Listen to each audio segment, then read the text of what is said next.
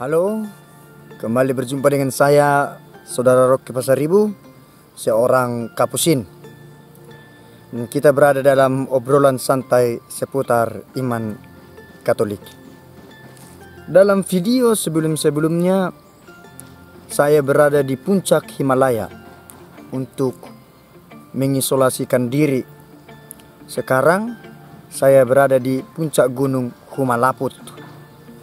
Dan lebih mengerikan daripada gunung Himalaya. Nah, tapi sebelum saya menjelaskan tema katekese saya hari ini, saya ingin berterima kasih kepada Suster Agustina Yohana Manik yang telah menyumbangkan ide untuk dikatekesekan saat ini. Tema kita saat ini ialah kematian dalam pandangan Gereja Katolik. Mendengar kata kematian, banyak di antara kita takut, bahkan stres. Mengapa demikian? Pandangan kita langsung tertuju pada kita akan terbujur kaku, dibalut kain kafan, dikubur, membusuk, dan tubuh kita yang indah ini membau dan berulat. Itulah konsep kita. Dan kita tinggal dalam konsep sederhana itu. Kita tidak mau berpikir lebih jauh apa makna kematian dalam Gereja Katolik. Kematian bukanlah akhir segala-galanya. Kematian hanyalah peralihan hidup manusia dari dunia ini menuju ke kehidupan kekal. Kehidupan manusia di dunia hanyalah suatu persiapan atau antisipasi menuju kehidupan yang akan datang, yakni dalam kehidupan surgawi. Di sana ada suatu kehidupan mulia, di mana kita memandang Allah dari muka ke muka dan berrelasi dengannya secara nyata sambil memuliakannya sampai kekal. Dan inilah yang disebut dengan parousia. Kematian menuntun kita untuk bertemu dengan Allah secara langsung, menatapnya dengan mata kita sendiri. Saya yakin di antara kita pernah mendengar kata parousia. Parousia merupakan suatu keyakinan datangnya Yesus untuk kedua kali. Tapi ada pemahaman keliru mengenai parousia. Ada oknum-oknum tertentu yang mengatakan bahwa parousia atau kedatangan Yesus yang kedua kali terwujud dalam gejala-gejala alam. Misalnya, wabah corona saat ini yang meresahkan dan mematikan dunia. Petir di sana sini menggelegar menakutkan. Tsunami besar, badai besar. Di dalam gejala inilah diyakini Yesus hadir untuk kedua kalinya. Dan saya menegaskan, ini adalah pemahaman bengkok total. Salah total. Kehadiran Yesus tidak pernah dimengerti dan dimaknai dalam gejala-gejala alam yang menakutkan itu. Kalau begitu, kita bisa berargumen dengan pikiran kita sendiri. Tanda-tanda kehadiran Yesus saja sudah menakutkan, sudah mengkhawatirkan, sudah menewaskan banyak orang. Lalu bagaimana dengan sosok atau pribadi Yesus yang akan datang?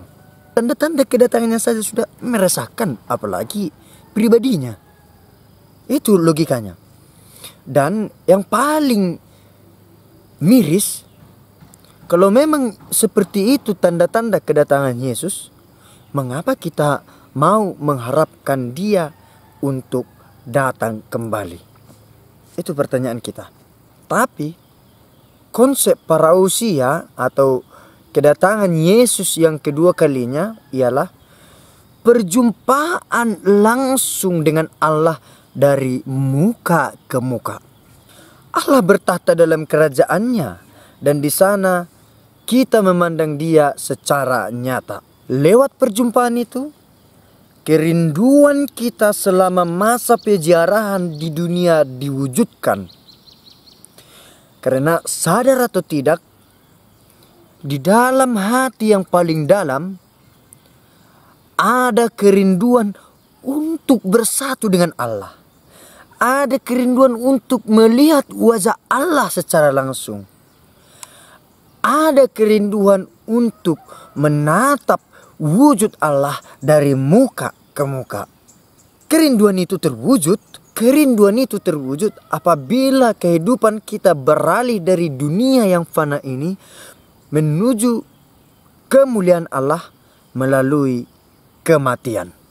Inilah makna kematian dalam gereja kita. Jadi bayangan kita jangan berhenti dalam seonggok tubuh yang terbujur kaku, tetapi lewat kematian cita-cita luhur kita sebagai orang Kristen, khususnya Katolik, akan dinyatakan. Apa cita-cita itu? Memandang wajah Allah dari muka ke muka, bertemu dengan Allah secara nyata.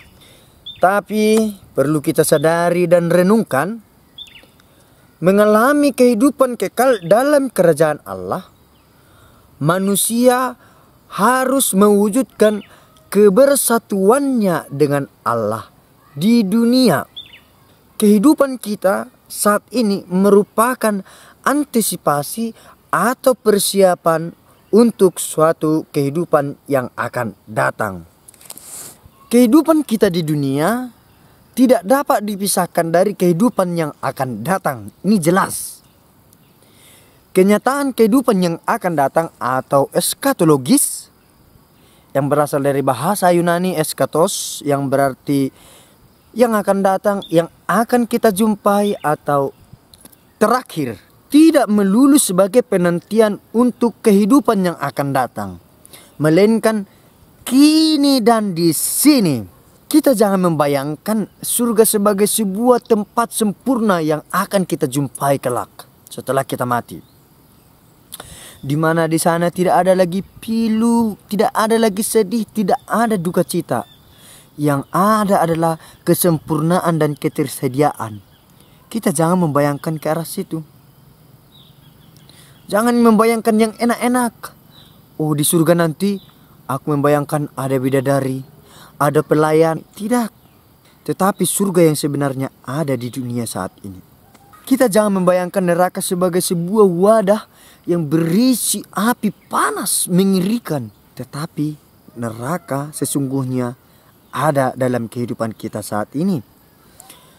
Atau api penyucian atau purgatorium jangan dibayangkan sebagai sebuah persimpangan di mana ada di sana petugas untuk menyeleksi siapa ke surga, siapa ke neraka.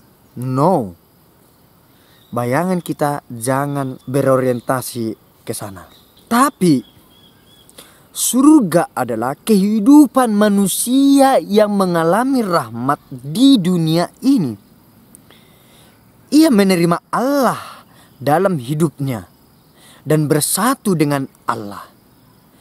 Dia tidak berpaling, melainkan tetap terpaut dan terjalin dengan Allah. Hidupnya dipenuhi kegembiraan, kebahagiaan, kedamaian, dan sukacita. Tidak ada dengki, iri, dendam kepada sesama, melainkan menerima, memeluk sesama sebagai pemberian Allah dan rahmat dalam kehidupan. Dan kelak setelah ia mati, ia bersatu dengan Allah dalam kerajaannya sebagai ganjaran hidupnya. Selain itu, neraka dialami sejak hidup di dunia ini bila kita tidak bertobat dan berpaling dari Allah dan hidup dalam berbagai bentuk dosa. Sehingga ia dangkal. Hati nurani rapuh.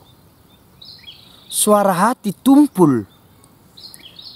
Tidak mengalami damai sama sekali dan sukacita jauh dari kehidupannya. Yang ada hanyalah tindakan kejahatan, kutukan terhadap Allah dan melakukan aneka macam dosa sebagai pemberontakan kepada Allah. Inilah suasana hidup neraka di dunia. Neraka merupakan suasana hati manusia yang menolak rahmat Allah dan memilih terpisah dari Allah dan mengabdi cinta diri secara berlebihan dan melawan cinta Allah. Secara tidak langsung, ia telah menyiapkan api penyiksaan kekal sebagai ganjaran hidupnya kelak. Api penyucian atau purgatorium merupakan upaya manusia untuk berbalik kepada Allah. Walaupun sudah melakukan dosa, ia menyadari keberdosaannya dan ada aksi untuk memulihkan dan memutihkan diri dari dosa. Gereja kita menyediakan sarana untuk silih atas dosa, yakni sakramen tobat. Maka para saudara-saudari seiman, pergunakanlah itu. Jangan takut. Dan mari menyadari diri sebagai makhluk berdosa. Jangan takut membayangkan kematian, sebab kematian merupakan cita-cita kita sebagai orang Kristen, khususnya Katolik. Lewat kematian, kita memandang Allah secara nyata dari wajah ke wajah dan hidup bersama Dia dalam kehidupan kekal. Sekian katekesi yang saya sampaikan kepada saudara-saudari sekalian.